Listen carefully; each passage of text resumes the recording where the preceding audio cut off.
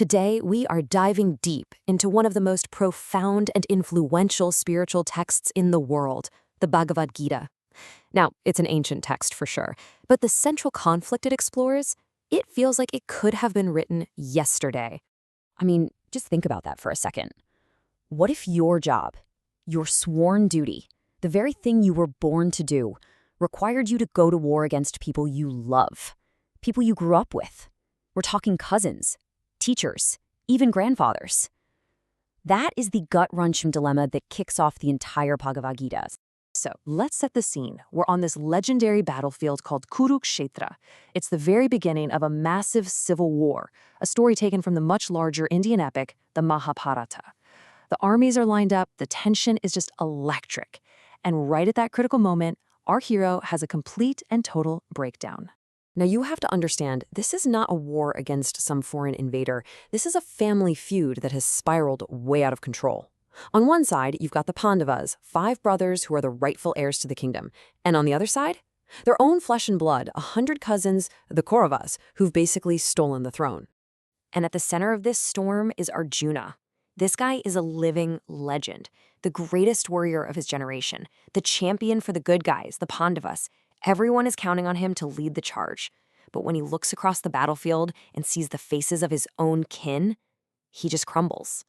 And you can just feel the raw anguish in his words here. He's literally having a physical reaction to the horror of the situation. He says his limbs feel weak, his mouth is going dry, and his famous, powerful bow, the Gandiva, is literally slipping from his grasp. He is completely overwhelmed. He turns to his charioteer and just says, "I can't do this. I can't fight."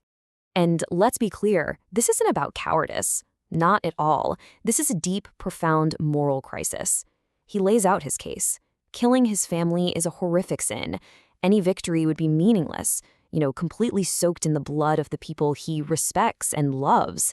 He goes even further, arguing that this war will shatter society itself, destroying family traditions and leading to total chaos.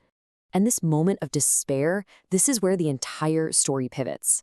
Because Arjuna's charioteer isn't just some guy driving the horses, it's Lord Krishna, a divine being in human form. And seeing Arjuna completely paralyzed by grief, Krishna starts to speak, and what he says changes everything, shifting Arjuna's perspective from the temporary world to the eternal reality. Krishna begins with this fundamental concept, the Atma. He explains that deep inside every living thing, there is this inner self, or soul. And this soul, it's immortal. It can't be destroyed. It wasn't born, and it can never die. It just is. So Krishna basically tells Arjuna, you're grieving for the wrong thing. He's seeing all these physical bodies of his cousins, his teachers, and mourning their potential destruction. But Krishna points out that bodies are temporary by their very nature. They're like shells. The real person, the Atma inside, is eternal and can't be harmed. And that, he says, is why truly wise people don't get hung up on death. And he uses this incredible metaphor to make it easy to understand. It's brilliant, really. He says the soul moving from one body to the next is like you taking off an old, worn-out shirt and putting on a new one. Death isn't some terrifying end. It's just a change of clothes for the soul. Okay, so that's a mind-bending idea, right? The soul is eternal. But how does that help Arjuna right now, on a battlefield, with a war to fight? Well, Krishna's answer leads us to one of the most practical and powerful philosophies ever conceived, the path of selfless duty. He calls it karma yoga, the yoga of action. Krishna explains that Arjuna's duty, his dharma as a warrior, is to fight for justice. But here's the crucial part. He must fight without any attachment to the results. He has to act not for glory, not for the kingdom, not even for the victory itself, but simply because it is his duty. It's the right thing to do. This line right here, this is the heart of the whole Bhagavad Gita. It's so powerful. You have control over your effort, your actions. Pour everything you have into doing your job well.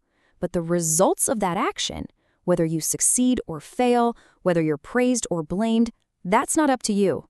You have to let it go. So why is this detachment so important? Well, Krishna explains that getting attached to outcomes is the root cause of all our suffering. He lays out this whole psychological chain reaction. You get attached to something, let's say winning.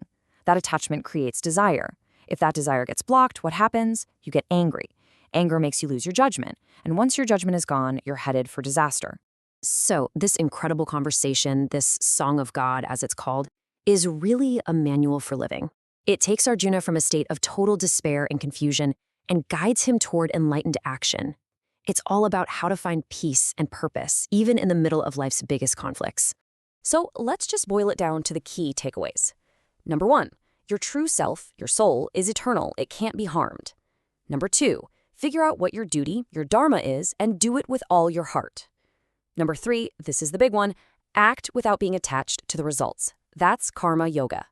And finally, real, lasting peace doesn't come from winning or getting stuff. It comes from mastering yourself. And that leaves us with a question to ponder.